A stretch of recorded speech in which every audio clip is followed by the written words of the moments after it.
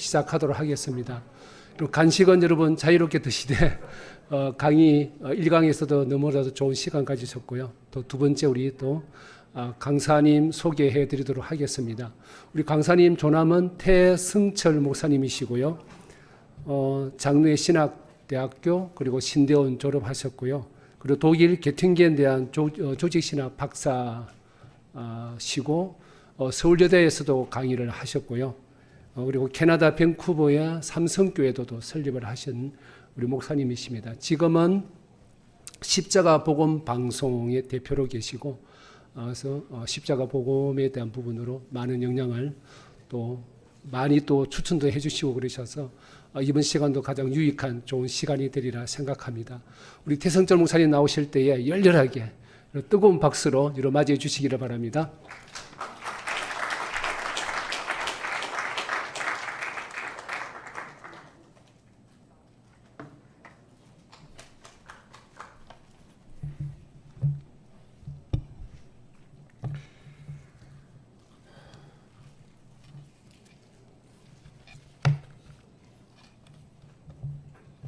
앞 시간에 아주 핫한 이슈로 여러분들이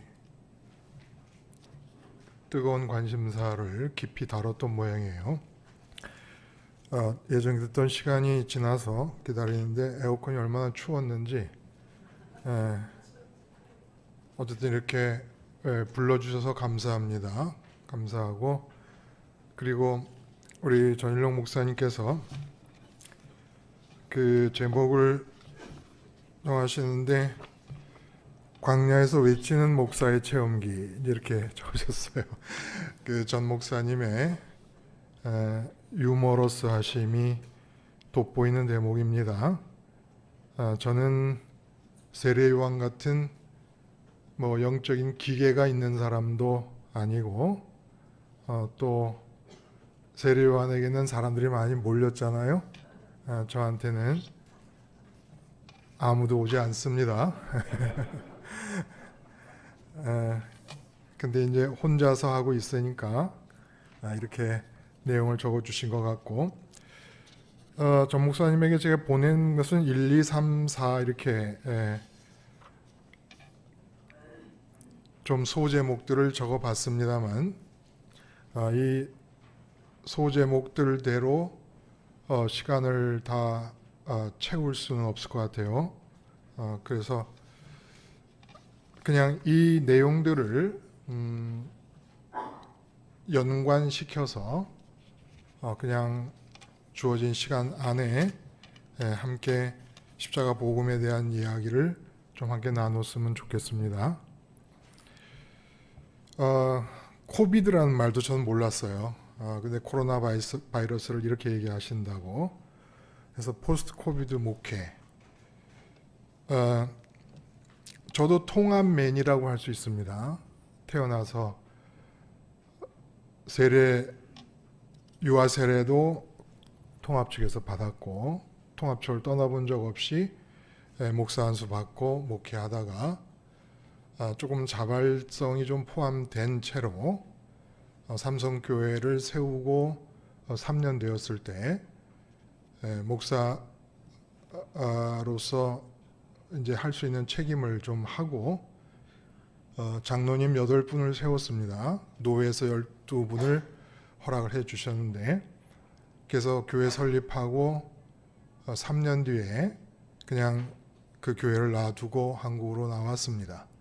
나와서 지금껏 그저 공중의 말씀을 뿌려 버린다라는 심정을 가지고 인터넷을 통해서 말씀을 전하고 있습니다. 그러므로 이 자리에 모여 있는 모든 목사님들 중에서 제가 목회로 말하자면 꼴등이죠. 목회 꼴등이고 목회 가도에서 루저입니다. 저는 제 교인이 단 한 사람도 이 세상에 없습니다. 그러므로 제가 여러분들에게 무슨 유효한 말씀을 드릴 수 있겠습니까? 포스트 코비드, 이제까지 여러분들이 목사가 되신 후에 목사 세미나에 가서 들어 알고 계신 목회 정보와 지식, 그리고 책으로 읽어서 알게 된 목회 정보와 지식들이 완전히 무장해제돼 버린 사건이 코로나19 사건 아니겠습니까? 여러분들의 그 수많은 목회 지식을 가지고도 해결할 수 없는 코로나19 사태로 인한 타격, 이 타격에서 벗어나는 목회의 활로를 찾는 일을 목회 꼴찌가 어떻게 여러분들에게 말씀을 드릴 수 있겠습니까? 그래서 오늘 이 시간에는 목회 꼴찌가 할 수 있는 얘기를 한번 해보려고 합니다. 목회 꼴찌가 할 수 있는 얘기가 뭘까요? 혹시 목회를 잘 해보려고 하는 그러한 관심사가 목회가 저절로 되고 목회가 신이 날 수 없게 하는 가장 큰 이유는 아닐까요? 여러분들이 자나깨나 목회, 그 목양일념에 대한 그 생각이 오히려 목회를 힘없이 되게끔 만드는 이유는 아니겠는가라는 생각을 한번 해봅니다. 도대체 이게 무슨 말일까? 한경기 목사님께서 90이 넘으셔서 병원에 입원해 계셨을 때 증경 총회장님들이 한 목사님을 방문을 하십니다. 병문안을 마치고 돌아가실 때가 되어서 자리에서 일어나실 때 증경 총회장님들 중에 한 분이 한경기 목사님에게 마지막으로 한 말씀 해 주십시오라고 부탁을 합니다. 그러니까 한 목사님이 제가 목사님들에게 무슨 말씀을 해드릴 수 있겠습니까? 몇 번을 사양하다가 하도 강요하다시피 부탁을 하니까 해주신 말씀이 이렇다는 거예요.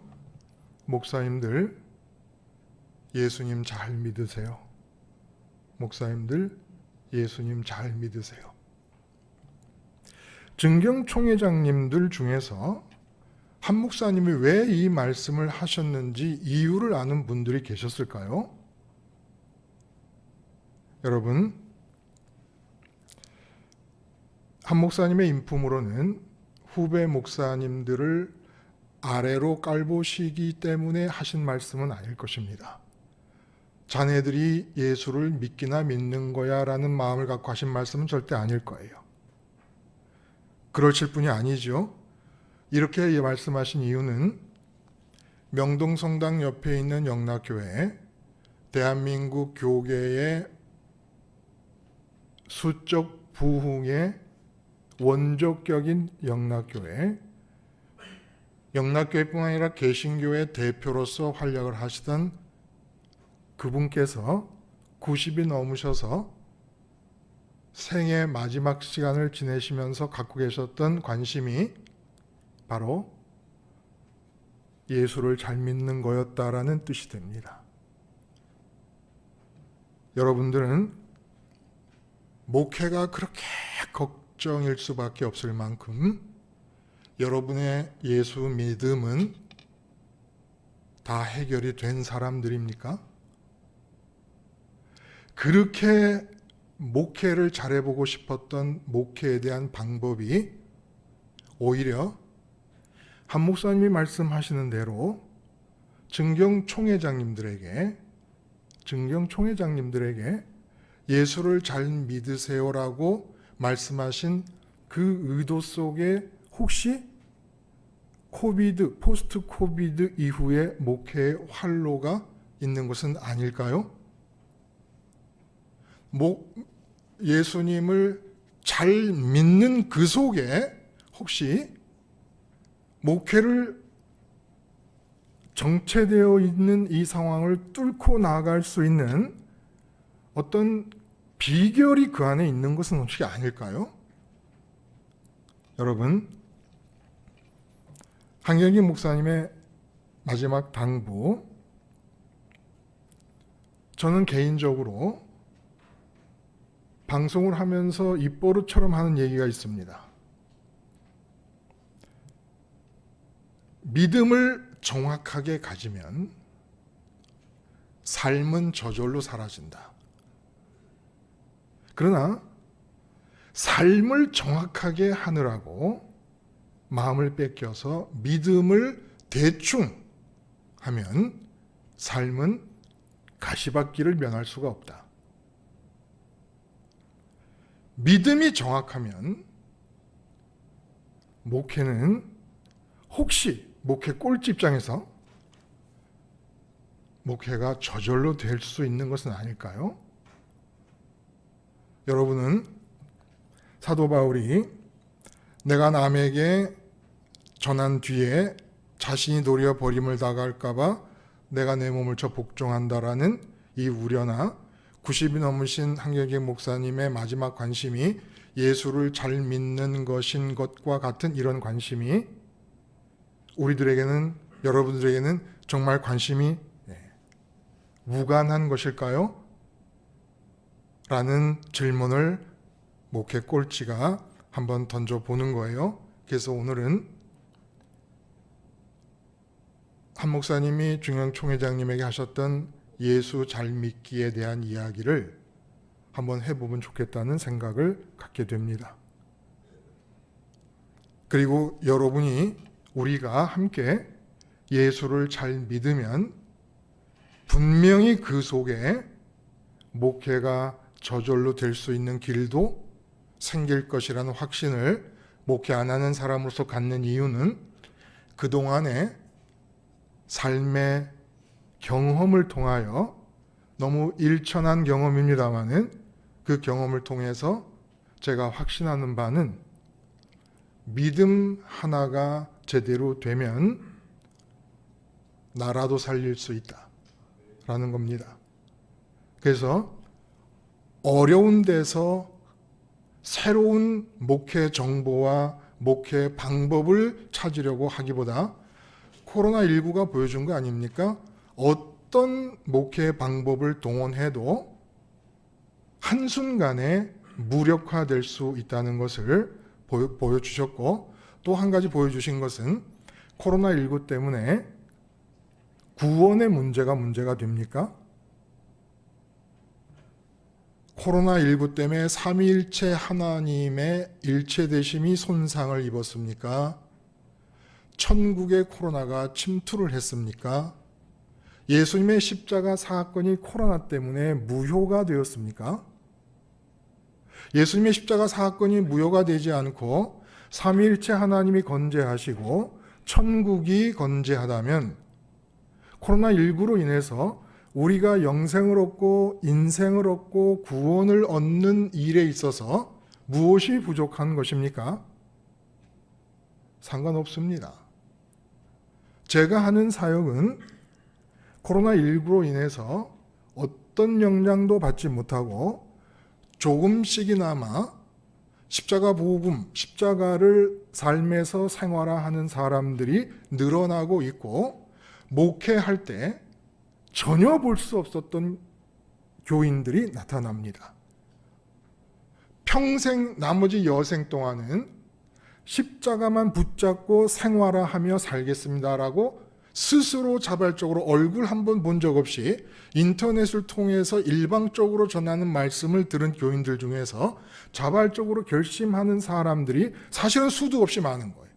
사랑의 교회 교인 중에 십자가를 생활화하겠다고 혼자 스스로 결심하며 사는 사람이 10만 명 교인이라 그러면 몇 명이 있을까요? 그런 생각을 해봅니다. 그런데 정말 목회할 때 단 한 명을 갈망했었는데 보지 못하다가 생전 얼굴도 못 본 인터넷으로만 말씀을 전했을 뿐인데 미국에서, 아르헨티나에서, 프랑스 파리에서, 캄보디아에서 십자가 하나만 붙잡고 생활하며 살겠다라고 하는 결심하는 성도들이 연락을 해옵니다. 참 이상한 거예요. 저도 놀랍니다. 전화하고 신방하고 부목사 보내고 내가 가고 정말 있는 힘을 다해서 단 한 사람 예수님의 십자가를 붙잡고 생활화하겠다고 한 사람을 본 적이 없는데, 자, 예수 잘 믿기란 무엇일까? 여러분 황명한 목사님 아실 거예요. 들어본 분들이 계실 것 같아요. 죽음에 관한 논문을 쓰셨고 수소에서 큰 목회를 잘 하고 계십니다. 속초에 왔다가 제가 강릉에 사니까 서울로 올라가시는 길에 강릉을 들렀어요. 그래서 잠깐 식사하면서 여러분의 동문이죠. 광나루 대학의 동문, 신대원을 나오신 동문이니까 한민희 목사님이라는 분하고 함께 같이 오셔가지고 식사를 하면서 죽음에 관한 얘기를 하다가 셋이서 그런 얘기를 함께 나눈 기억이 납니다. 논문에서 이 지구 위에 존재하는 모든 유형의 죽음을, 그러니까 죽음을 받아들이는 유형을 말하는 거겠죠. 모든 유형의 죽음을 다 망라했다. 그래서 제가 그랬습니다. 믿음은 죽음을 마지막에 다루지 않고 인생의 끝으로 다루지 않고 믿음은 죽음을 시작에서부터 다룬다. 죽음을 뚫지 못하면 믿음이 시작이 되지 않는다. 무슨 죽음을 말하는 겁니까? 여러분, 두 개의 죽음을 출발점으로 삼지 않으면 믿음은 시작될 수 없습니다. 하나님에 대한 죽음과 그 하나님에 대한 죽음을 죽이는 죽음입니다. 십자가의 죽음입니다. 예수님이 십자가에서 죽으신 사건은 내가 하나님에 대해서 죽은 죽음, 하나님에 대한 죽음을 죽이는 사건입니다. 예수님이 십자가에서 돌아가시면서 내가 하나님에 대해서 죽은 죽음을 죽여버리니까 하나님에 대해서 산 자가 됩니다.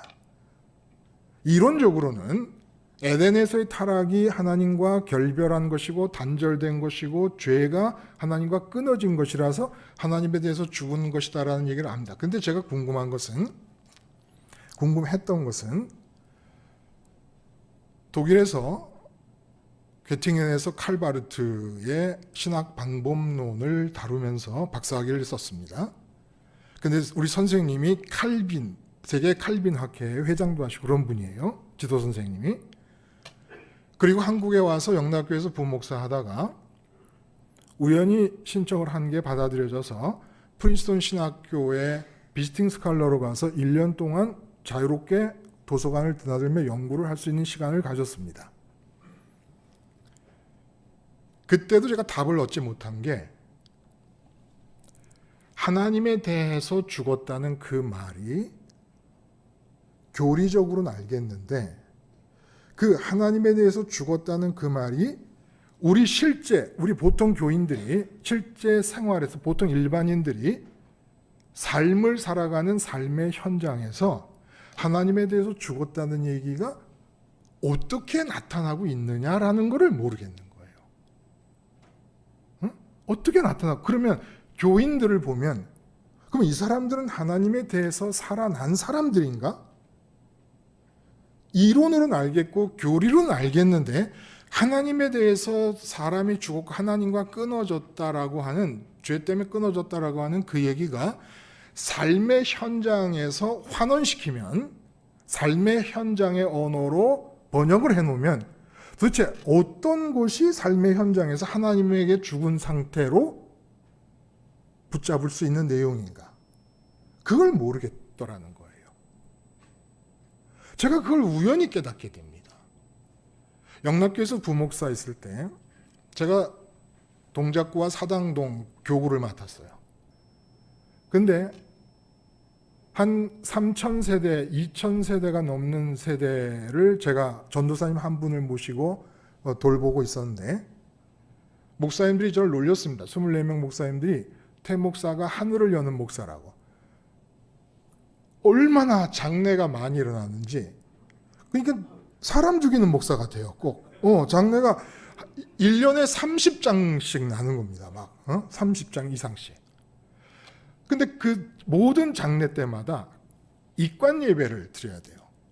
입관 예배를 드릴 때 이제 시신을 모셔두고 하얀 천으로 얼굴만 남겨두고 시신을 덮습니다. 깨끗하게 얼굴을 닦아서 염하시는 분들이 기다려요. 그러면 저하고 유가족이 들어가서 이제 그 입관 기도를 드리고 염을 하고 이제 시작이 되는데, 그때 뭐 유가족들이 난리가 나죠.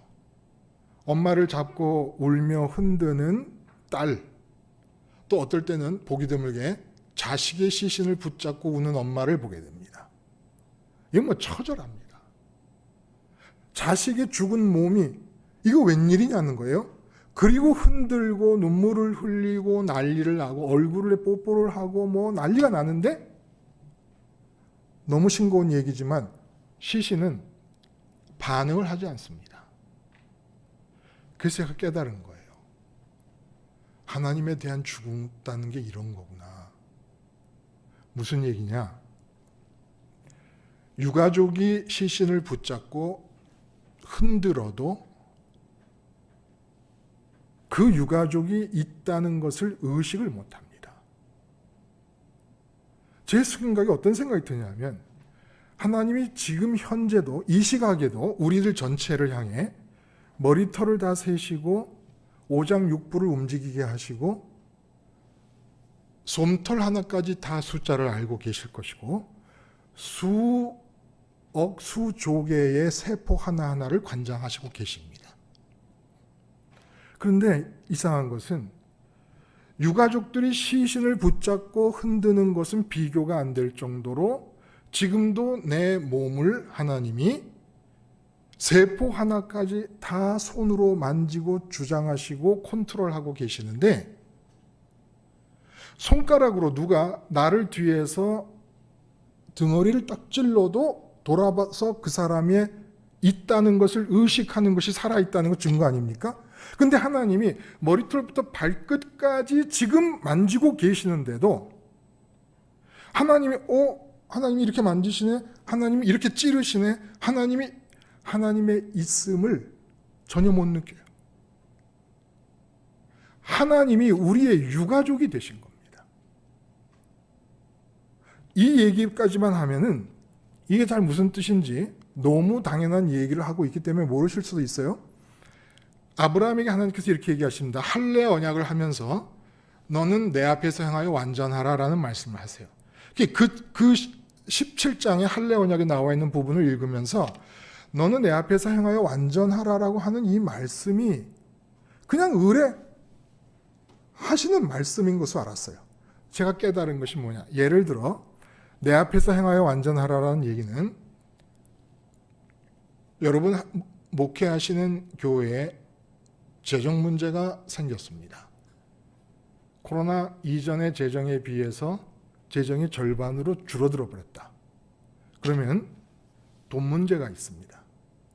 그 돈 문제가 있다는 것을 우리는 의식합니다.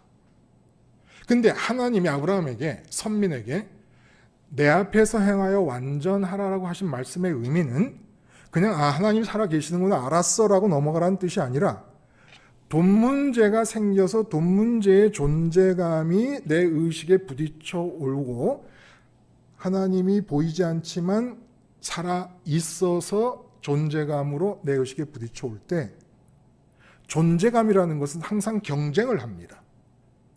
지금 이 자리에 총회장님이 어쩌다 길 가시다가 장희동 교회 목사님 한번 보고 싶다고 딱 들르게 되면 아마 제가 강의를 멈추고 모두가 다 일어나서 총회장님을 봐야 될지 몰라요. 그게 존재감입니다.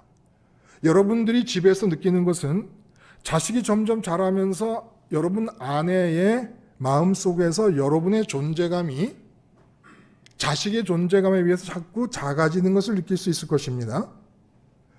돈 문제가 생겼을 때 내 앞에서 행하여 완전하라는 것은 하나님이 눈에 보이지 않지만 하나님이 지금 있다는 사실이 내 의식에 느껴져서 돈 문제라는 문제가 내 의식에는 느껴지지 않고 투명한 사안으로 보여지는 것을 말하는 것이더라는 얘기예요. 근데 우리가 지금도 하나님이 손가락으로 찌르는 정도가 아니라 손가락으로 찌르기만 해도 우리는 나를 손가락으로 찌르는 사람이 누군지를 보고 의식을 하게 될 텐데, 하나님이 내 전신을 빈틈없이 주무르고 계시고 주장하고 계셔도 그 하나님이 있다는 하나님의 있음에 대한 의식이 조그마한 문제만 눈앞에 나타나고, 누구를 만나든지 아내를 만나면 아내의 존재감에 의해서 하나님의 존재감이 밀려버리고, 하나님이 지금 이 자리에 있다라고 하는 하나님의 있음에 대한 의식이 죽어버리고 맙니다. 이게 이론으로는 하나님이 살아계신다는 걸 믿어도 실제 믿음을 갖고 있지 않다는 거예요. 실제 믿음을. 예수님이 풍랑 만난 배에서 잠을 주무시고 제자들은 죽겠다고 아우성을 칩니다. 이유가 뭡니까? 그 풍랑 만난 그 상황 속에서도 천지를 지으신 하나님의 있음을 실제로 마음이 느끼는 예수님은 풍랑의 존재감이 느껴지질 않습니다. 제자들은 풍랑의 존재감에 하나님의 존재감이, 하나님은 보이지 않고 풍랑은 보인다는 이유 때문에 하나님의 존재감이 풍랑의 존재감에 뭉개져 버리고 없어져 버립니다. 제가 물어봅니다. 목회의 존재감이 있습니다. 목회 현장의 존재감이, 장로님의 존재감이 있고 당회의 존재감이 있습니다. 목회를 생각하며 목회의 존재감이 있다고 느끼는 중에 하나님의 존재감이 목회 존재감에 밀려버려서 여러분의 마음속에 하나님의 있다라는 그 사실을 이론 속에서만 뱅뱅 돌고 있고, 실제 삶의 현장에서 하나님이 여러분에게 목회 현장에 진짜 조물주 되신 하나님이 눈앞에 보이도록 나타났다 그러면 목회를 생각할 사람이 누가 있습니까? 그런데 하나님의 존재감이 목회의 존재감에 밀려버립니다. 그러므로 여러분의 마음속에 하나님의 있음이 없습니다. 목회의 있음에 밀려서. 그런데 하나님이 역사가 일어나기를 원하신답니까? 실제로 여러분 마음이 하나님이 있다는 사실을, 목회가 있고 장로님이 있고 재정 문제가 있다는 그 있음의 무게보다 보이지 않는다는 이유 때문에 하나님의 있음의 무게가 느껴지지 않고 있는 상태, 이론과 교리 속에서만 하나님이 있음인데 하나님이 역사를 하실 수 있겠습니까? 실제로? 베드로가 스승인 예수님이 재판받던 산헤드린 공회에, 예수님이 재판받을 때 그 산헤드린 공회의 존재감에 눌려서 무서워 예수님을 부인합니다. 오순절 이후에 산헤드린 공회 그 자리에 섰습니다. 스승이 재판받던 그 자리에 산헤드린 공회원들이 예수를 전하지 말고 부활을 전하지 말라고 했을 때 한 말을 기억합니다. 살아계신 하나님이 우리에게 이야기하신 것을 따르지 않을 수 없다. 너희 말을 듣는 게 옳은지 하나님의 말을 듣는지 옳은지 판단. 그러면 예수님을 부인할 때는 하나님이 안 계셨습니까? 예수님을 부인할 때도 하나님의 있음은 사실이고 오순절 이후에도 예수님의 있음은 사실입니다. 여러분은 지금 하나님의 있음에 대해서 오순절 이전 예수님이 재판받던 현장에 있는 베드로의 상태로 예수님의 있음을 붙잡고 있습니까?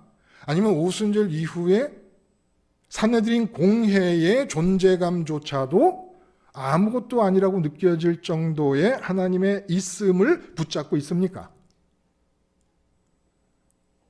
이 세상에 무슨 일이 일어나도 조물주 하나님의 있음이 의식이 되는 바람에 그 존재감 때문에 이 세상에 무슨 일이 일어나는 그 일의 존재감은 아무것도 아닌 것으로 여겨질 수 있습니까? 그렇지 않다면 아담 때문에 하나님에 대해서 우리가 죽었다라고 하는 그 죽음을 예수님이 십자가에서 죽인 것이 예수님의 죽음인데 우리는 안 믿는 거나 마찬가지라는 얘기입니다. 있음이라는 얘기를 하니까 여러분 너무 일상화된 이야기라서 의미가 좀 전달이 안 될 수 있어요. 근데 하나님께서 선민에게 당신을 지칭하는 이름을 가르치실 때 제일 처음에 선민에게 알려진 이름이 나는 스스로 있는 자니라라는 말씀을 해주십니다. 예수님의 생애 동안에 바리새인들에 의해서 끊임없이 권세의 문제가 얘기가 됩니다. 권세라는 게 엑수시아잖아요, 헬라어로. 그 에크라는 말과 우시아라는 말이 합쳐진 건데 우시아라는 본질을 말하는 것으로서 그 우시아가 에이미, I am, 나는 있다라는 뜻이랍니다. 권세가 어디서 나타납니까? 있음에서 나타나는 거예요. 하나님의 속성이 뭡니까? 전지전능하심, 무소부재하심, 거룩하심, 사랑 등등의 속성을 얘기합니다. 하나님의 첫 번째 속성이 뭔지 아십니까? 있음입니다. 있음. 그리고 우리는 있음을 의식합니다. 있다고 느끼는 거예요. 이 자리에 있어도 죄송한 말씀이지만 목사님들 중에도 함께 모이면 저절로 그 중에서 제일 존재감이 큰 사람이 있고 존재감이 상대적으로 작은 분도 계실 거예요. 그럼 사람들은 존재감이 큰 사람을 있다고 느끼게 됩니다. 권세가 어디서 나타나는 것입니까? 유일한 있음에서 나타납니다. 하나님만의 속성입니다. 배타적인 속성이에요. 우리도 있는데 우리는 있는 게 아니라 있게 된 겁니다. 있게 된. 근데 우리가 이 세상에서 하나님을 믿고 예수님을 믿는다고 하면서 우리가 갖는 의식, 있음에 대한 의식의 작용을 보면은 언제나 있게 된 것들을 있음으로 대우하며 그것들을 받아들입니다. 그렇게 되면 어떤 일이 벌어지느냐? 유일한 있음이신 하나님의 존재가 내 안에서 뭉개져 버립니다. 그러므로 제가 아까 초두에 말씀을 드렸던 것처럼 목회를 방해하는 가장 큰 요인이 무엇이겠는가? 목회라는 존재감에 내 의식이 눌려 있다는 것입니다. 밀려 있어요. 제가 목회를 안 하는 거라고 말씀을 드렸지만은 사실은 한경직 목사님이 예수 잘 믿으세요라고 하는 말씀을 하신 그 취지를 생각하면 진짜 한번 이제는 그런 취지라면 경쟁을 해볼 수 있겠습니다. 사랑의 교회와 경쟁하고 싶고 순복음 교회와 경쟁해 보고 싶습니다.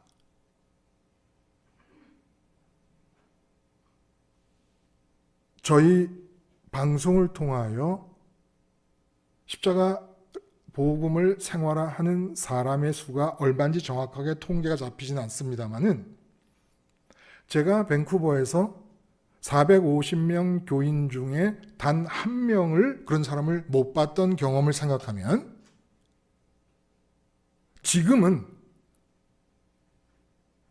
60만 명 중에 2명만 가나안 땅으로 들어갔다는 것을 고려할 때 과연 저보다 큰 목회를 하는 분이 계실까? 성도가 혼자 가정에서, 직장에서, 시장에서 자식이 문제가 생길 때마다 그 자식의 존재감에 의식이 뺏기지 않기 위해서 자식 앞에서 하나님의 존재감을 되살리려고 하나님에 대해서 의식이 죽어가는 자기 자신을 십자가에서 죽이면서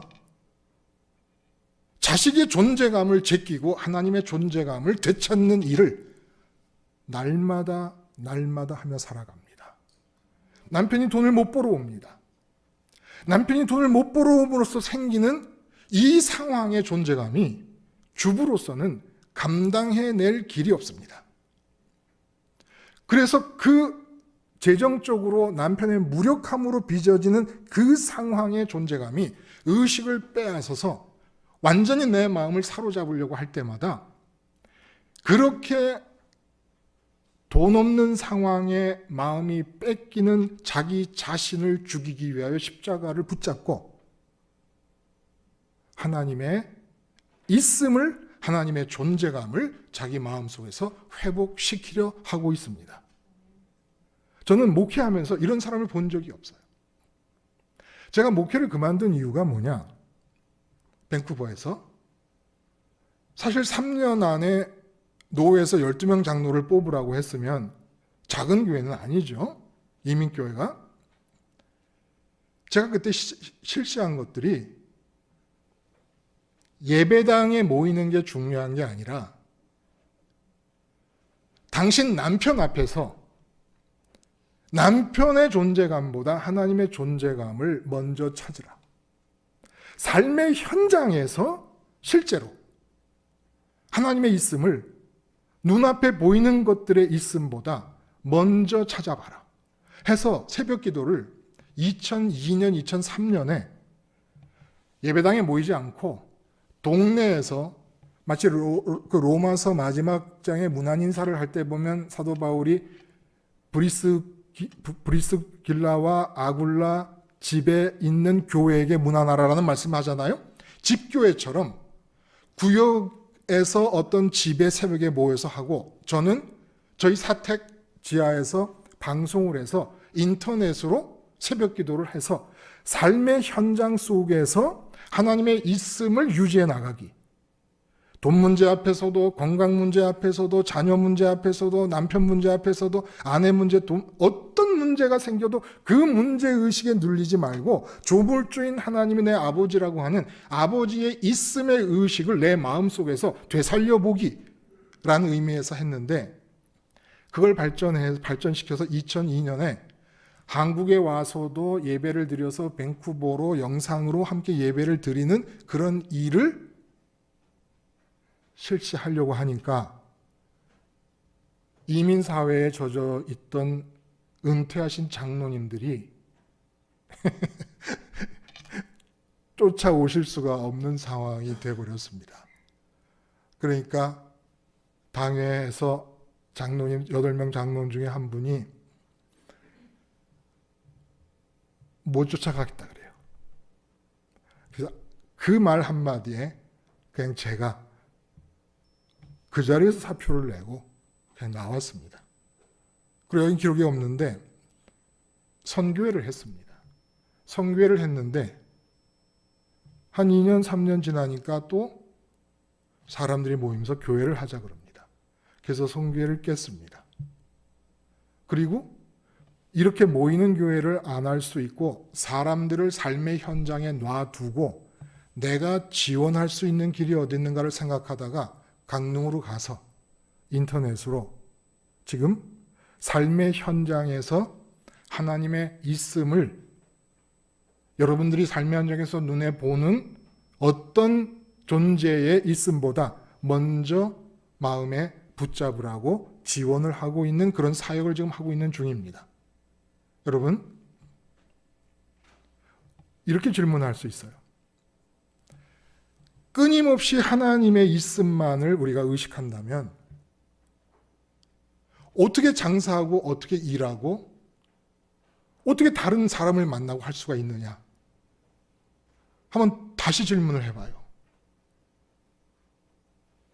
목회에 문제가 생겼을 때 어떤 장로님이 마음에 와 배길 때 그 장로님의 문제를 안고 있는 가운데서도 처갓집에 가서 처남도 만나고 장모님도 만나고 다 합니다.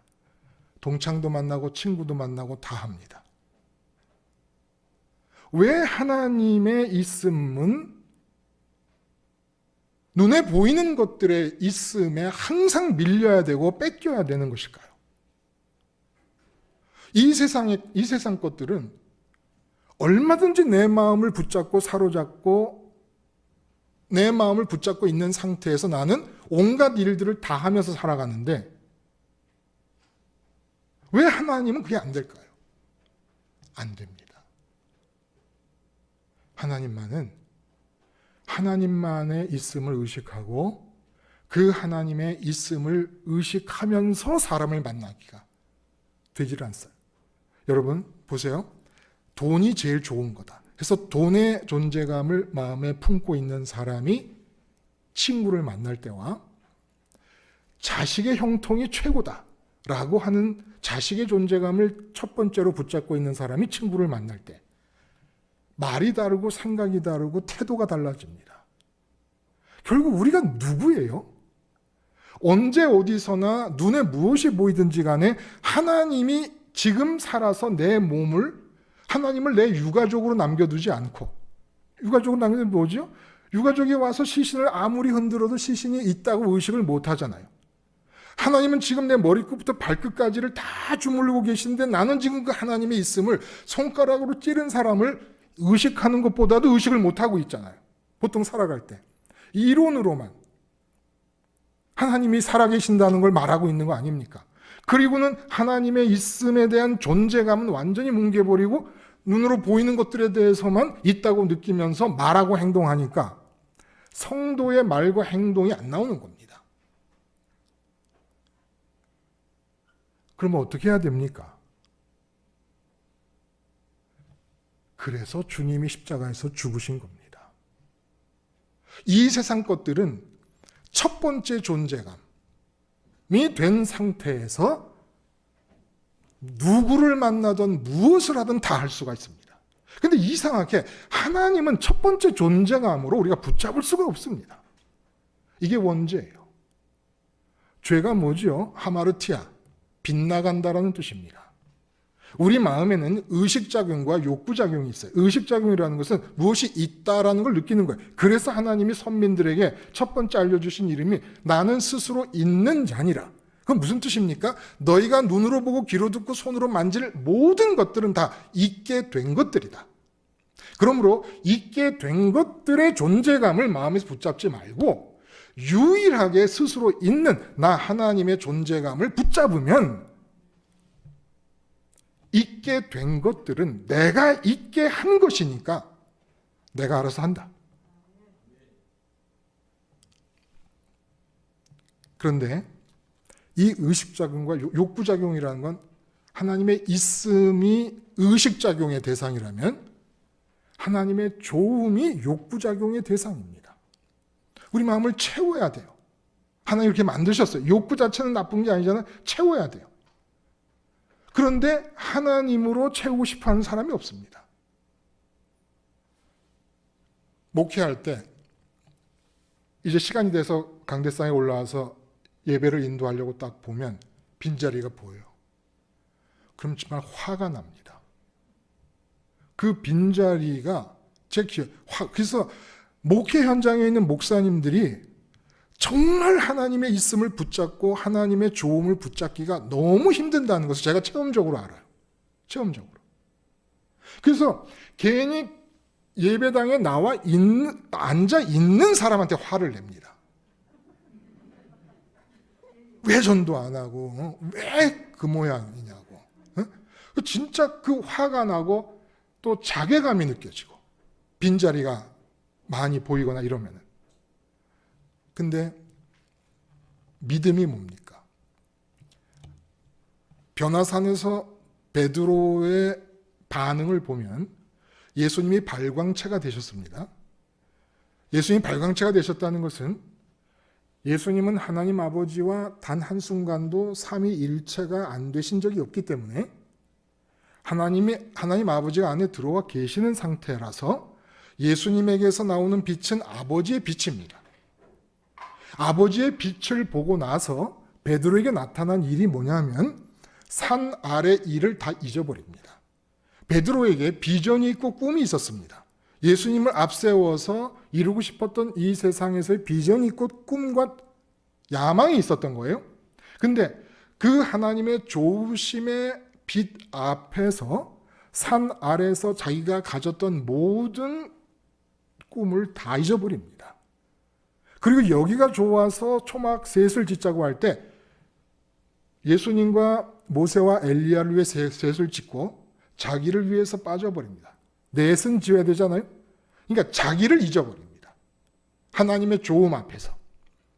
그러니까 하나님이 지금 눈으로 나타난다 그러면 우리 눈앞에 우리나라의 재벌이나 전 세계 마크 주커버그 같은 그런 재벌 중에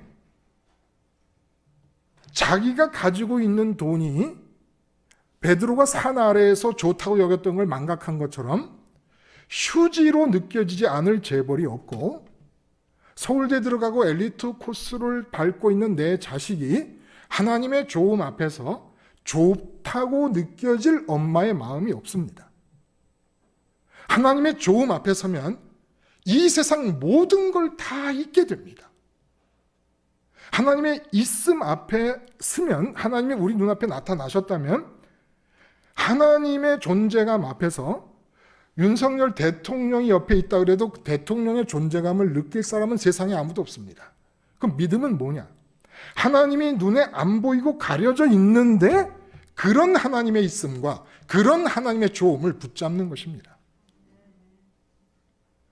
믿음으로 그 하나님이 눈에 나타났을 때와 똑같은, 변화산에서와 똑같은 그런 베드로의 반응이, 믿음으로 하나님을 그렇게 좋다고 붙잡고 나면 이 세상에서 목회를 성공하고 싶은 목사님은 단 한 분도 안 계십니다.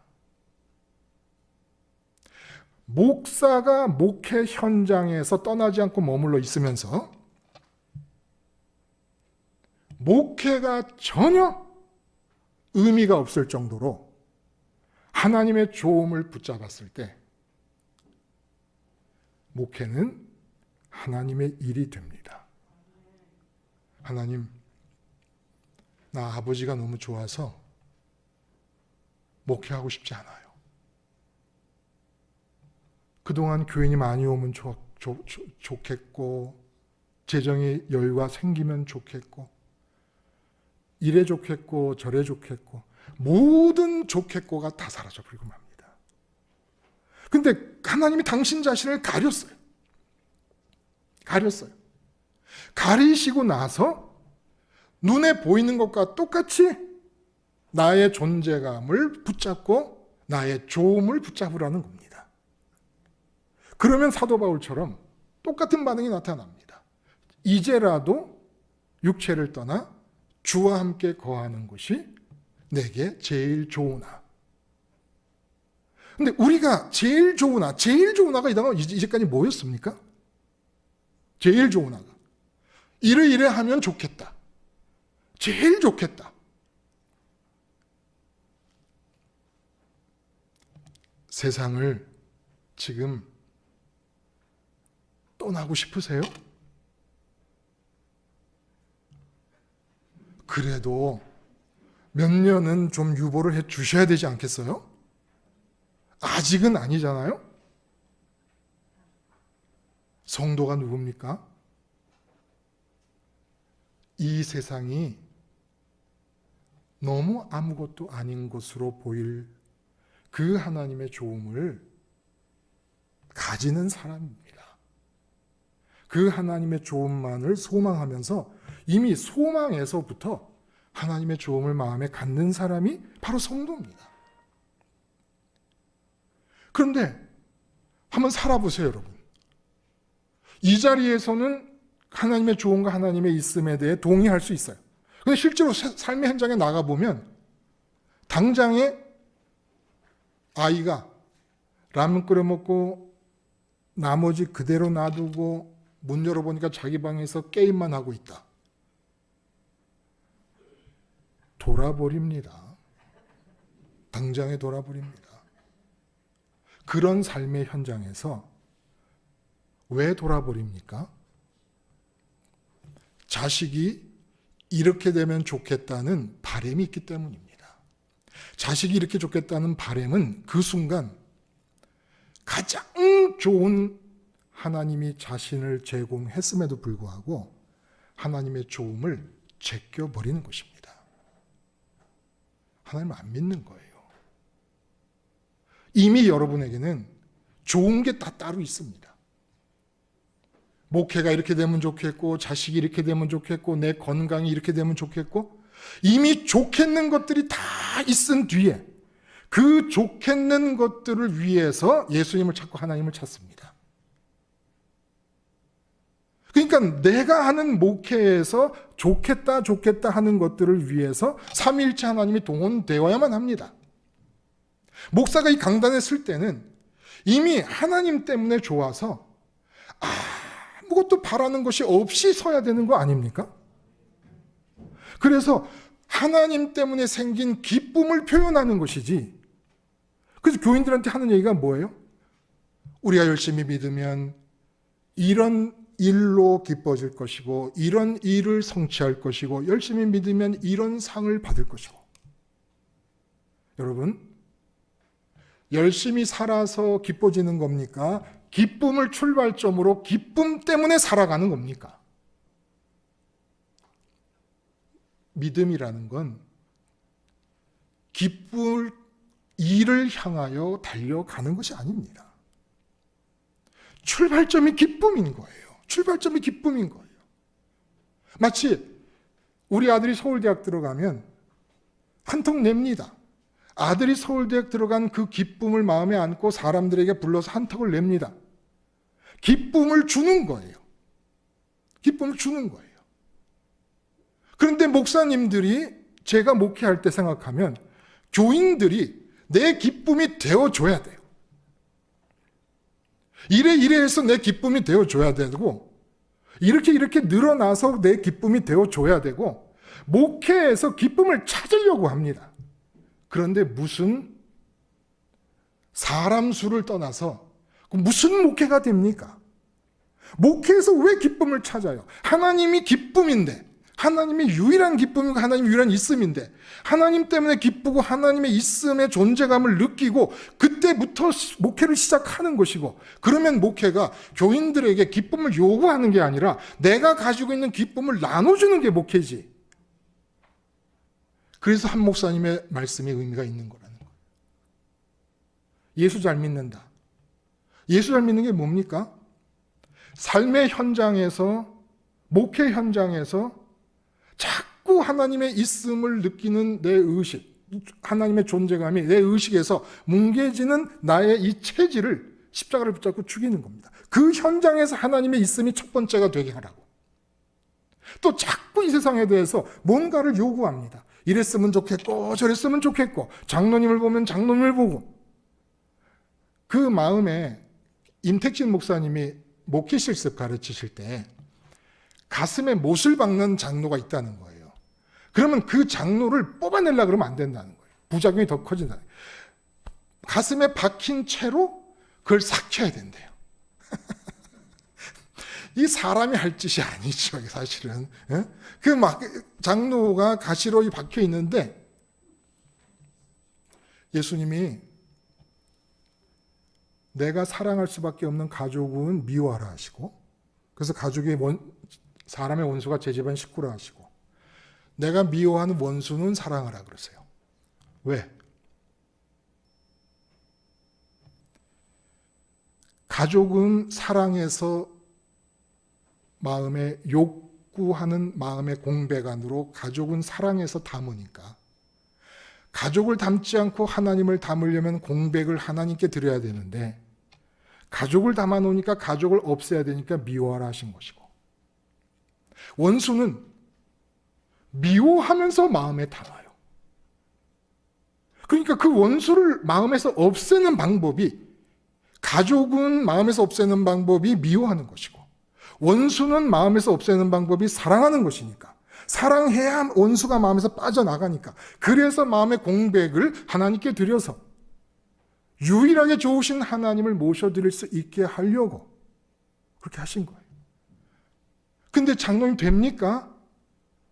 미운 장로님이 안 됩니다. 주님이 십자가에서 죽으신 이유는 우리 의식과 우리 좋음을 향한 욕구가 자꾸 빗나가요. 하나님 말고는 좋음이 없는데도 사람이 늘으면 좋겠고, 재정이 건강하면 좋겠고, 자꾸 하나님이 내 마음 안으로 들어오셔서 내가 좋으면 지금 죽는 게 하나도 손해가 아닌 거예요. 지금 죽는 게. 제가 지금 시계가 어떻게 되죠? 응?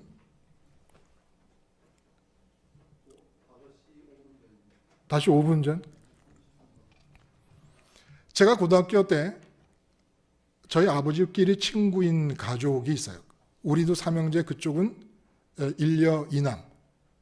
근데 그 첫째 딸이 2대 4학년 올라가는 겨울에 약혼자도 있고 혼숙감도 다 만들어놔. 그 옛날이니까 일찍 결혼했어요.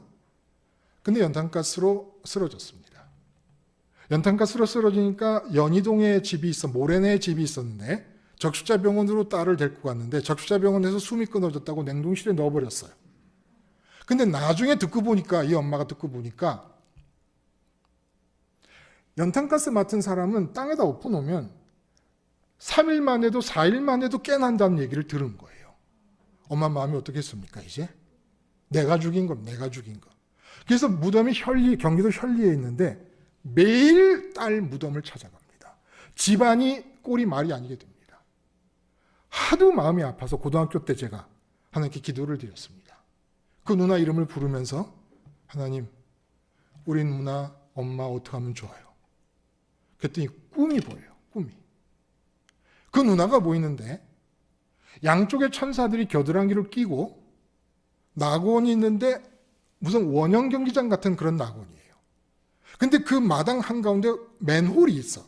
맨홀을 뚜껑을 열고 그 누나를 천사들이 내려보내려고 합니다. 내려보내려고 하는데 발을 맨홀 양 가장자리에 버티고 그렇게 악을 쓸 수가 없는 거예요. 안 내려가겠다고.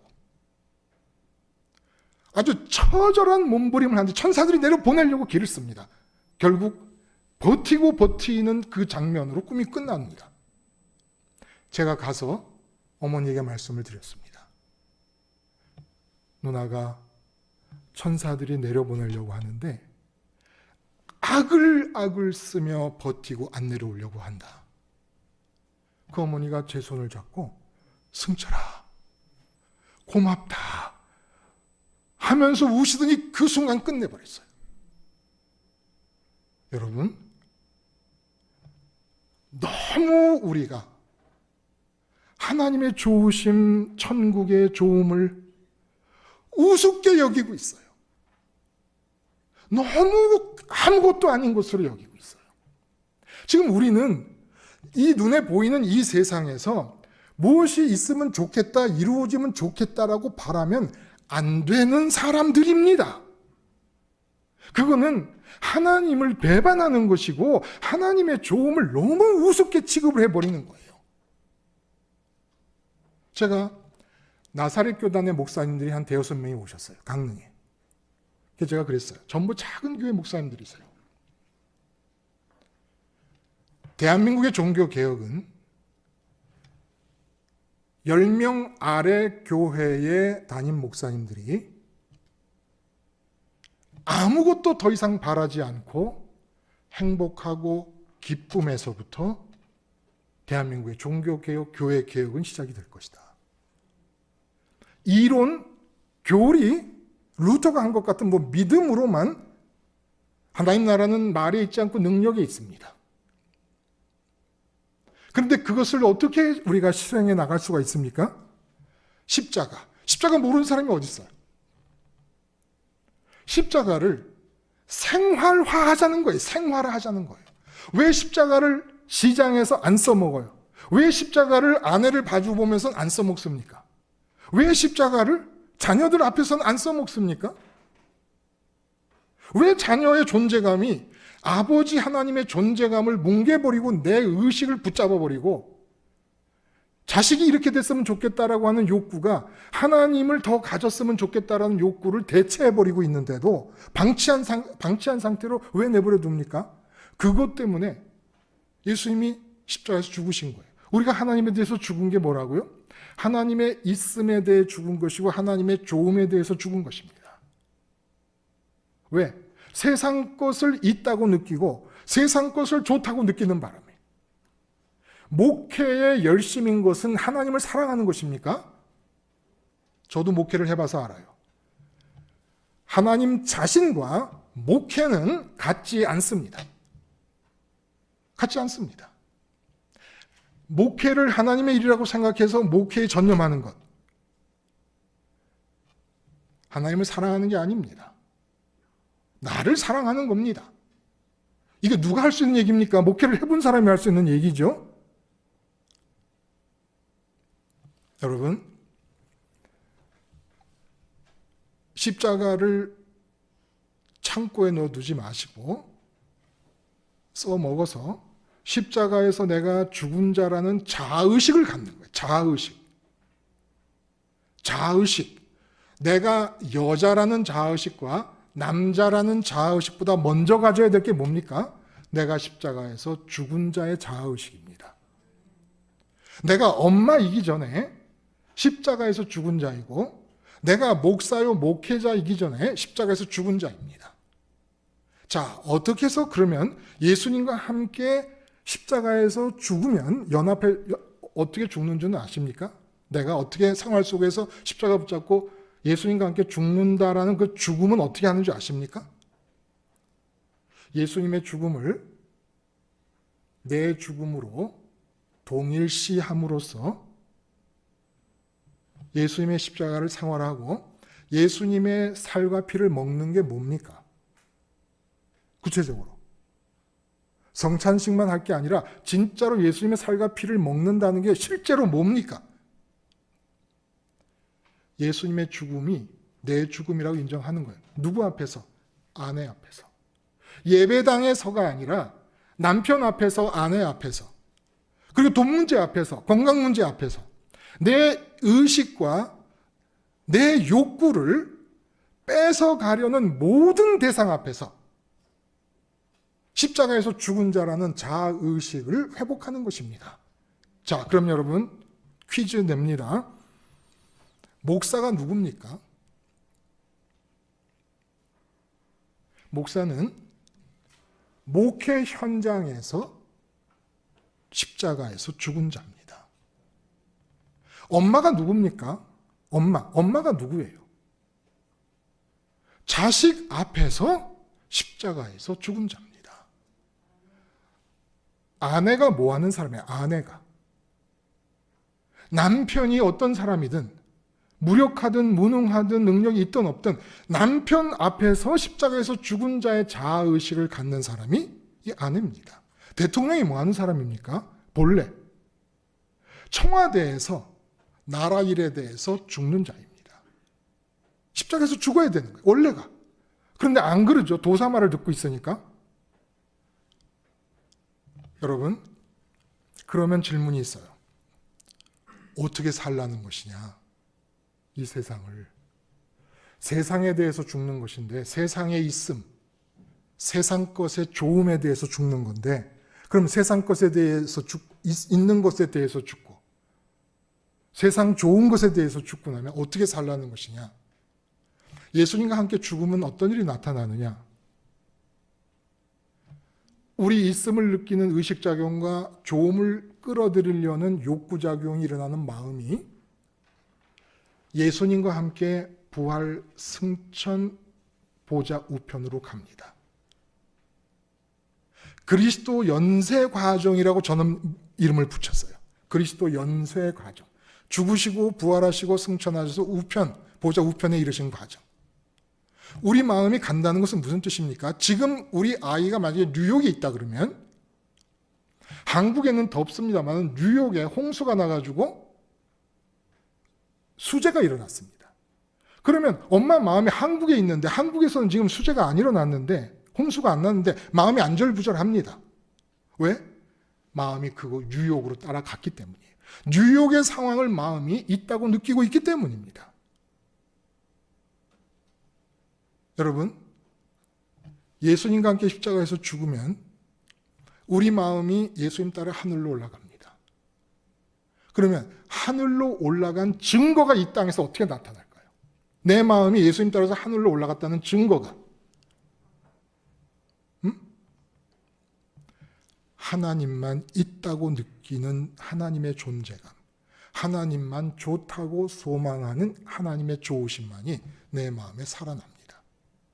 이게 그리스도가 죽으시고 부활하시고 승천하셔서 보좌 우편까지 이를 때 내 마음을 갖고 간 증거가 이 땅에서 내 마음이 하나님만의 존재감을 느끼고 하나님만의 좋음만을 바라는 상태로 나타나게 됩니다. 이 상태를 유지할 수 있는 것이 십자가의 길이라는 거예요. 그래서 예수님께서 길이라고 그러신 것이죠. 십자가에서 죽음을 통해서만 자꾸 빗나가는 하마르티아의 죄, 자꾸 빗나가서 이 세상 것의 있음과 이 세상 것의 좋음을 욕구하는 내 의식작용과 내 욕구작용의 빗나감을 십자가에서 죽여버려서 예수님 몸 따라서 내 마음이 하늘로 따라 올라가 내 마음과 하나님 사이에 아무도 끼어있지 않은 상태, 아내도 끼어있지 않고 목회도 끼어있지 않고 남편도 자식도 누구도 끼어있지, 돈 문제도 끼어있지 않고 심지어는 내 몸도 끼어있지 않는 상태에서 하나님을 유일한 대상으로 보고 하나님만이 있다고 느끼고 하나님만이 좋다고 소망하는 상태가 됩니다. 그리고 이것이 천국을 현실로 느끼게 해주는 거예요. 천국을. 이 세상이 현실이 아니에요. 천국이 현실이에요. 천국이 현실이라고 하는 것은 무슨 얘기냐? 현실이라는 게 여러분 어떻게 현실이 됩니까? 이 세상에 많은 사실들이 있어요. 아프리카가 있잖아요. 사실이잖아요. 근데 아프리카가 여러분의 현실입니까?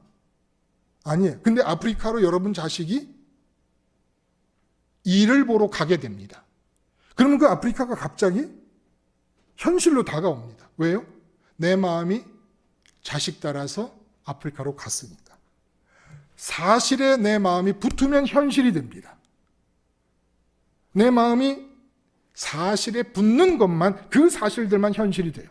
어떤 사실, 수백 개, 수천, 수만 개의 사실이 있지만 내 마음이 붙지 않으면 내 현실이 될 수가 없습니다.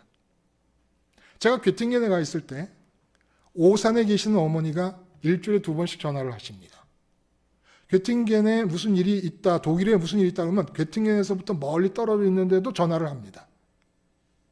자식이 알지도 못하는 대학 도시인 조그만 괴팅겐에 가 있으니까 그 괴팅겐이 오산에 계시는 어머니의 현실이 됩니다. 천국이 왜 현실이 아닙니까? 여러분이 마음이 따라갈 만한 사랑하는 존재가 없기 때문이 아니겠습니까? 천국에 여러분이 사랑하고 있는 어떤 존재가 있다면 천국이 현실이어야 되는 거 아닙니까? 그래서 천국에 무슨 일이 있는지 궁금해야 되는 거 아닙니까? 근데 천국에 예수님이 계시고 하나님 아버지가 계셔도 천국이 현실이 아니에요. 이 땅에서 내 자식이 딴 나라로 가면 그 나라가 갑자기 내 현실이 되는데 예수님, 주님이라고 하는 예수님이 하늘에 가셨는데 천국이 현실이 아니야. 아무도 예수님 따라서 마음이 가는 사람이 없다는 거예요. 탕자가 뭐가 탕자인 줄 아십니까? 돈을 좋다고 쫓아가면 하늘에 계신 아버지를 떠난 탕자가 되는 거예요. 여러분이 목회 현장에서 기쁨을 찾으려고 그러면 그게 탕자입니다. 그게 탕자예요. 하늘에 계신 아버지로부터 떨어져서 목회 현장에서 기쁨을 찾으려고 그래요. 기쁨을 찾고 만족을 느끼는 대상이 하늘에 계신 아버지가 아니고 세상일 때 아버지로부터 멀리 떠나버린 탕자입니다. 목회하면서 탕자인 거예요, 우리가. 그럼 다시 질문으로 돌아가요. 어떻게 그런 목회를 하라는 것이냐? 목회 현장에서 죽는, 십자가에서 죽은 자의 의식을 갖는 게 목사예요. 그러면 마음이 떠나가잖아요. 마음이 떠나가면 드디어 마음과 뜻과 힘을 다한 하나님 사랑이 이루어집니다. 예수님을 통해서, 예수님을 올라타야만 마음과 뜻과 힘을 다한 사랑이 주어지는 거예요. 그래서 마음의 힘을 다해서 하나님을 사랑합니다. 그럼 이제 이 땅에는 목회를 할 수 있는 내 마음이 없어요. 목회를 할 수 있는 내 마음이 없어야 이 목회 현장을 향하시는 하나님의 마음이 내려오는 거예요. 내 마음에 없어야. 자식 앞에서 엄마가 하나님의 있음, 하나님의 존재감을 찾고 하나님의 좋음을 찾느라고 십자가에서 죽은 자의 자아의식을 가지고 승천하시고 보좌 우편까지 가신 예수님을 따라서 하늘로 올라가서 자식 놔두고 하나님만이 좋다고 소원하고 하나님의 존재감만을 붙잡고 있을 때 그 자식 앞에 남아있는 내 육체와 지정의의 인격적 기능들, 땅에 남아있잖아요. 그 기능들 위로 하나님의 마음이 내려오는 겁니다. 그걸 우리 뭐라 그래요? 성령이라 그래요. 성령 받았으면 좋겠죠. 내 마음이 하나님께로 가지 않는데 성령이 내려와서 주체적으로, 성령은 주체예요. 주체적으로 내 몸을 움직여 갈 수 있는 공간과 자리가 내어지지 않고 있는데 어떻게 성령이 오십니까? 예수님을 함께 십자가에서 죽는 자의 자의식을 갖는다는 게 주님이 승천하시면서 우리 마음, 제자들의 마음을 다 끌고 하늘로 올라가신 것입니다. 그러므로 제자들의 마음은 지금이라도 천국에 가는 게 제일 좋습니다. 그렇게 완전히 천국에 다 가고 싶은 마음 때문에 세상에서 이루고 싶은 게 아무것도 없는 상태에서 하나님이 이 땅에서 이루고 싶은 일 때문에 그들의 사역이 진행이 됐던 거예요.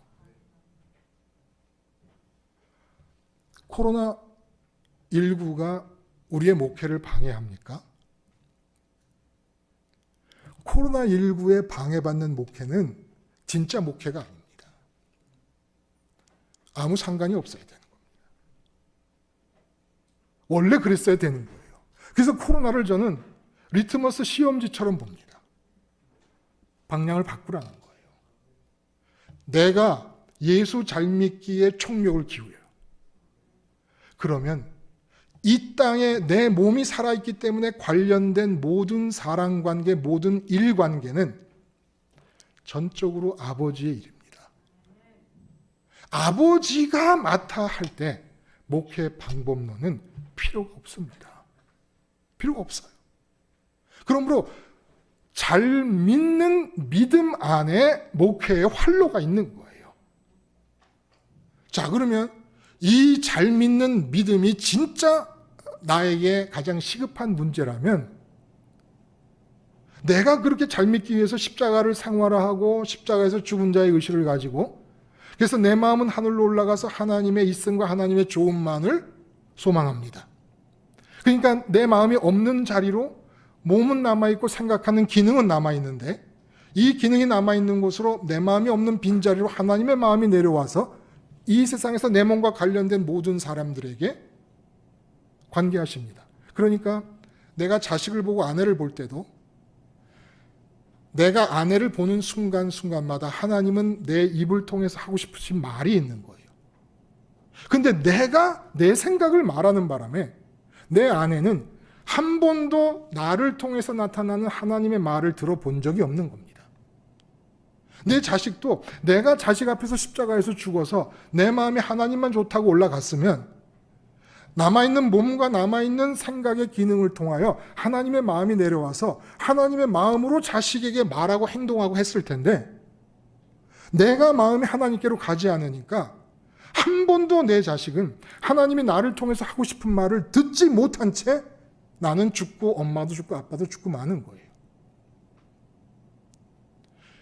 이것이 한 목사님이 증경 총회장님들에게 요구했던 겁니다. 잘 믿으세요. 잘 믿으세요. 내가 잘 믿는 일 이 하나가 우리의 사명입니다.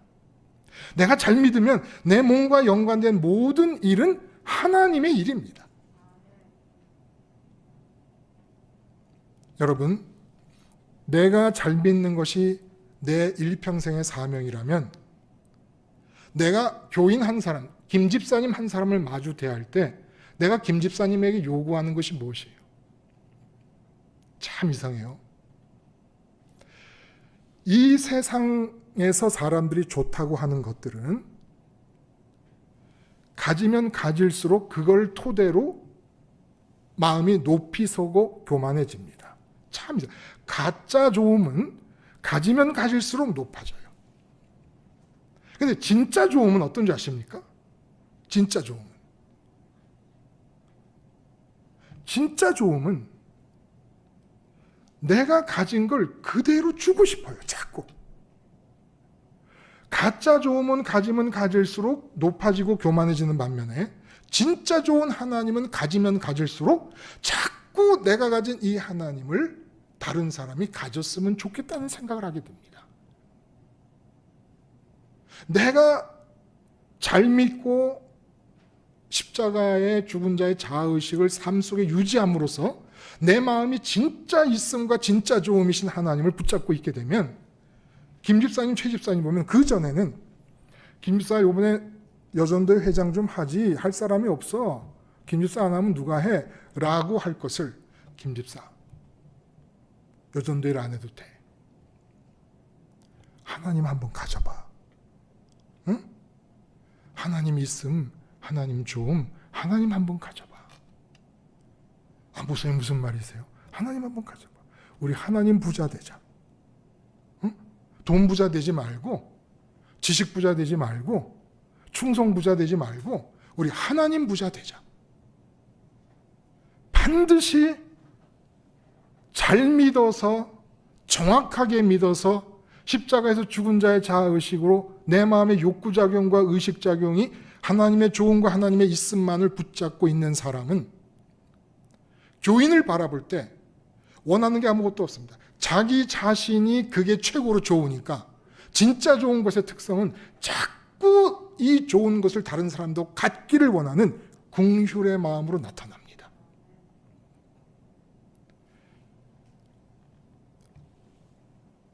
재벌들이 돈이 진짜 좋다면, 돈이 진짜 좋은 거라면 돈을 벌 수 있는 사람이 아무도 없습니다. 돈을 가져서 내 마음이 기쁘잖아요. 기쁨의 특징은 주고 싶어 합니다. 그래서 돈을 줘버립니다. 돈이 진짜 좋은 거라면, 진짜 좋은 것은 그 진짜 좋은 걸 갖지 못한 사람을 향해 긍휼이 생겨요. 긍휼이. 그렇기 때문에 돈이 진짜 좋은 거라면 내가 가졌을 때 너무 좋아서 내 마음이 진짜 행복하다면 그 돈을 딴 사람들에 주느라고 돈을 못 모아요. 돈을 모을 수 있다는 이유는 뭡니까? 가짜기 때문에 그래요. 가짜 좋음이기 때문에. 우리가 진짜 유일한 좋음이신 하나님을 조금씩 갖기 시작을 하면 제일 먼저 나타나는 게 그 하나님을 못 가진 사람이 보이기 시작합니다. 그전에는 목사가 증경총회장이 돼도 어떤 줄 아십니까? 하나님을 십자가 생활화를 통해 같이, 십자가 생활화를 안 하면 하나님 가질 사람 아무도 없어요. 교황이라도 할 수 없어. 못 가져. 저는 단언합니다. 십자가를 삶의 현장에서 생활화해서 내가 삶의 현장에서 죽은 자란 자의식을 못 갖는 한 하나님 못 가져요. 하나님 못 가지면 증경총회장님도 사람이 안 보여요. 앞에 있는 교인들을 보면 전부 나를 위한 존재들입니다. 전부 나를 위한 존재들이 돼야 돼요. 교인들은 다. 근데 하나님을 가지면 전부 한 사람 한 사람을 위해 내가 존재합니다. 저 사람을 저 집에서, 그 직장에서, 그가 사는 삶의 현장에서 하나님을 갖게 만들어야 돼. 하나님을 갖게 만들어야 돼. 이것이 끌어당기는 목회에서 그 사람을 삶의 현장에 놔두고 삶의 현장에서 십자가를 생활화하게 하고 하나님을 가지게 하는 긍휼에서부터 시작되는 목회가 됩니다. 왜 우리는 이런 목회의 패러다임에 전환이 안 되는 겁니까?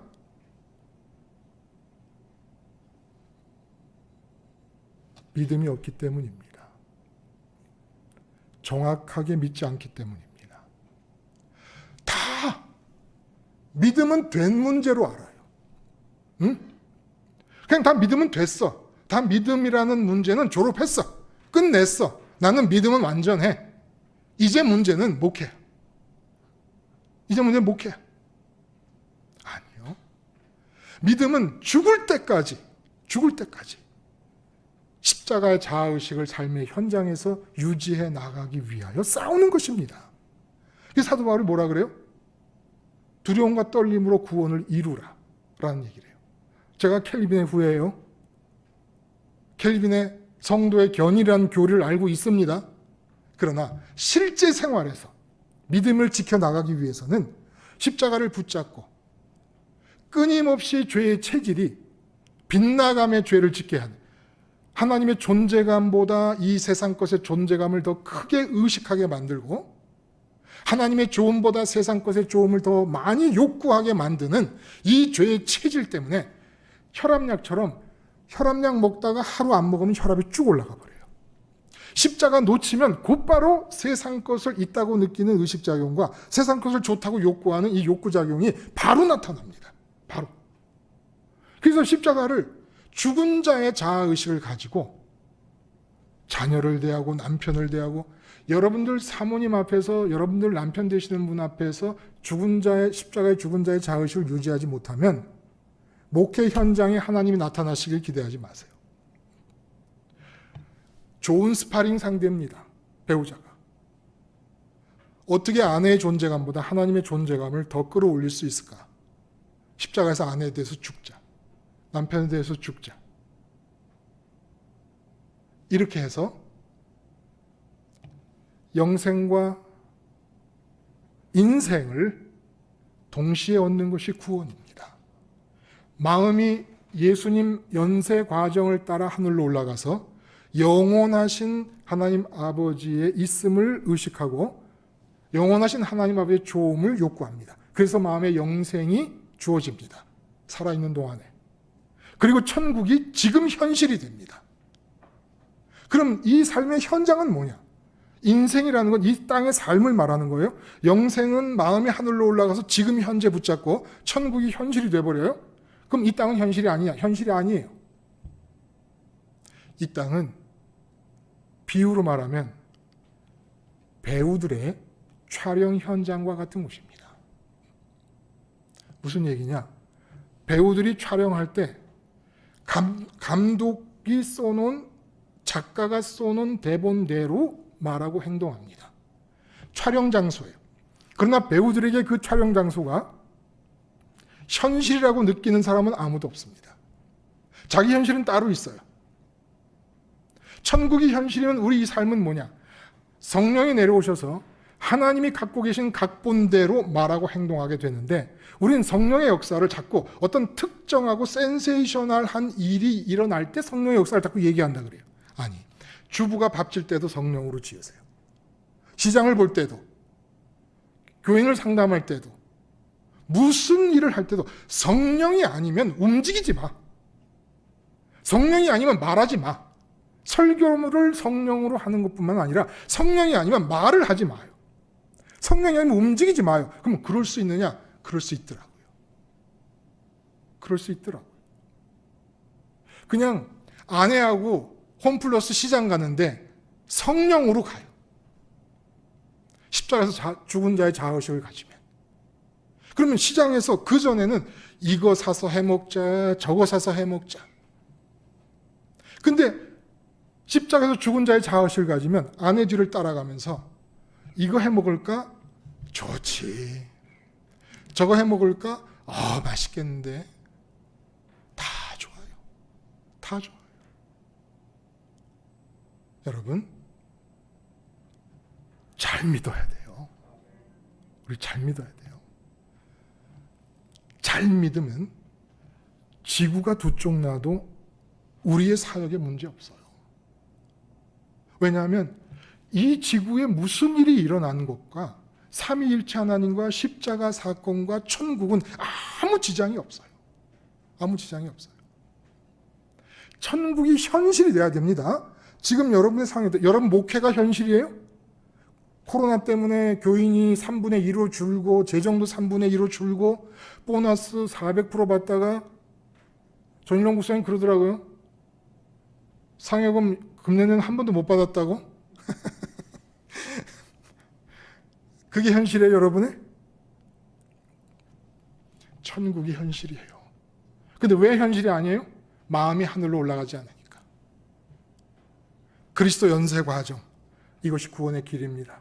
마음을 따라 올라가면 영생 얻고, 그러면 성령님이 내려오셔서 성령님에 의해서 말하고 행동하는 게 십자가를 기억하기만 하면 누구에게나 선물로 주어지는 일이더라는 거예요. 그래서 다시 한번 얘기합니다. 경험이에요, 이거는. 강릉에 내려갔을 때 울타리가 없어요. 노예가 있습니까? 소속된 제가 목회하는 현장에 제 교인이 있습니까? 허벌판에 세 식구가 덩그렇게 놓였습니다. 그러니까 어머니가 전화를 하세요. 어떻게 살래? 어머니니까 어떻게 먹고 살래? 그래요. 나는 말씀 전해야지. 아니, 어떻게 먹고 살래? 난 말씀 전할 거야.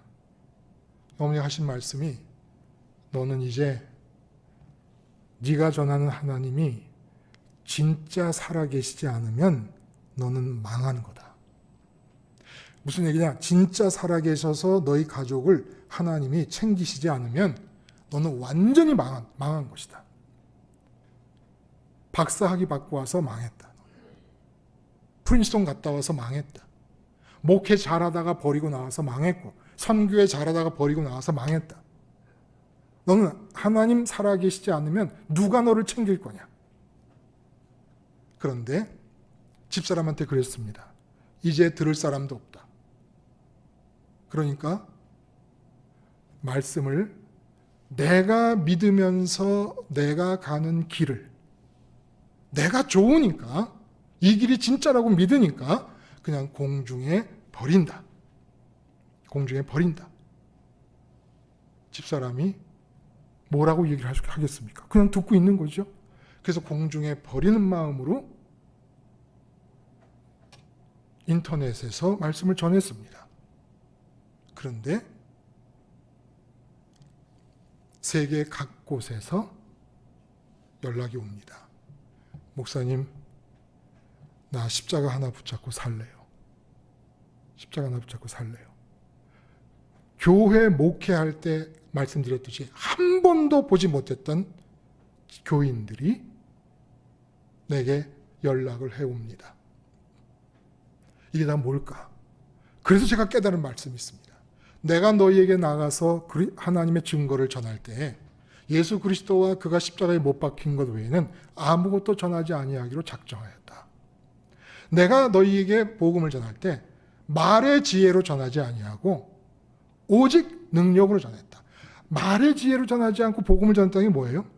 그리스도 십자가는 말로 할 게 아니라, 물론 말로 전하잖아요. 그러나 그리스도 십자가는 사건입니다. 사건.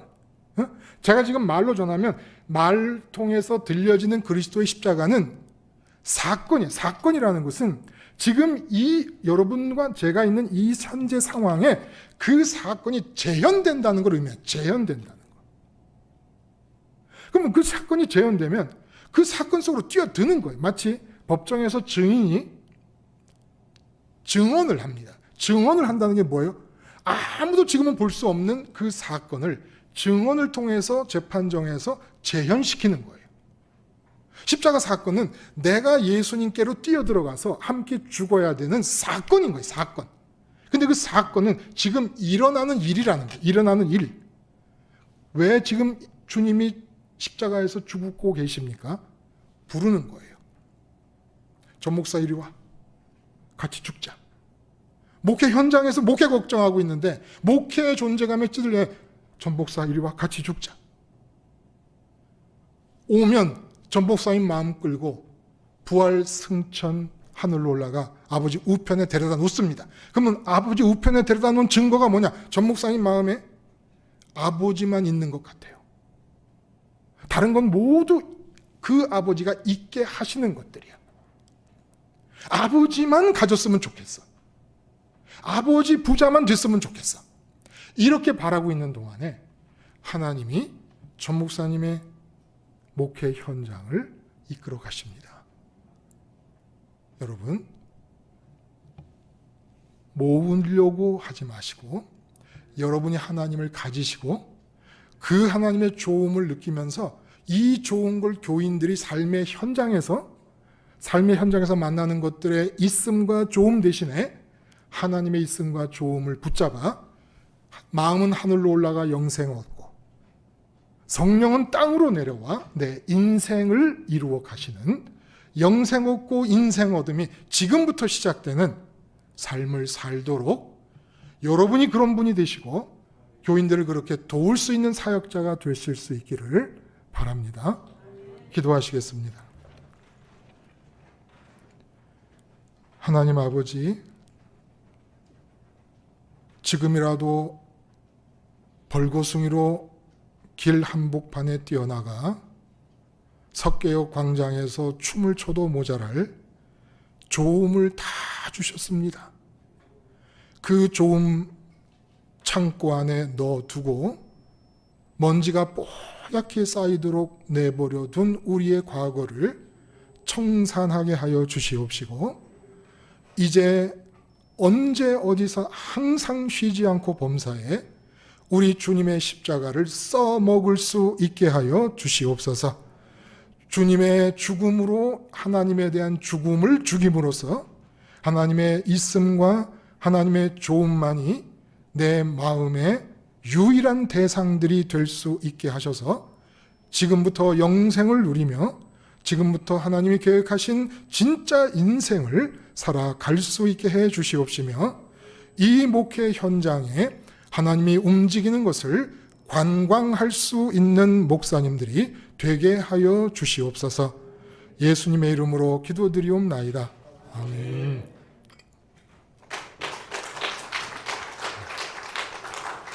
자, 우리 태승철 목사님 오늘 귀한 강의해 주셨는데 다시 한번 박수 한번 부탁합니다. 네, 제가 태 목사님은 저의 절친이거든요.